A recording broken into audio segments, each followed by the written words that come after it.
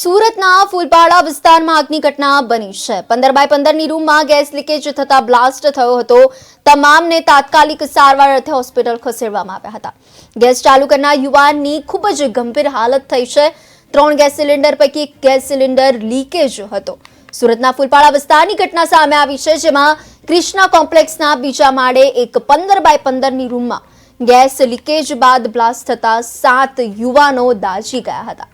આ તમામને તાત્કાલિક સારવાર અર્થે હોસ્પિટલ ખસેડવામાં આવ્યા હતા। રૂમમાં 10 જેટલા યુવાનો દ્વારા કેટર્સ માટે જમવાનું બનાવવામાં આવી રહ્યું હતું અને આ રૂમમાં 3 જેટલા ગેસ સિલિન્ડર હતા, જે પૈકી એક ગેસ સિલિન્ડર લીકેજ હતો અને આ દરમિયાન એક શખ્સ દ્વારા લાઇટરથી ગેસ સળગાવવાના પ્રયાસ પણ કરવામાં આવતા હતા અને બ્લાસ્ટ થયો હતો। ગેસ ચાલુ કરનાર યુવાનની હાલત ખૂબ જ ગંભીર છે અને 6 જેટલા યુવાનો હાથ પગ સહિતના દાઝી ગયા છે। ગેસ સિલિન્ડર બ્લાસ્ટ થવાને કારણે રૂમના દરવાજા અને બારી પણ તૂટી ચૂક્યા છે। ઘટના અંગે ફાયર વિભાગને મોડી જાણ કરવામાં આવી છે। જો કે ફાયર વિભાગે પહોંચીને તમામ યુવાનોને હોસ્પિટલ ખસેડ્યા હતા।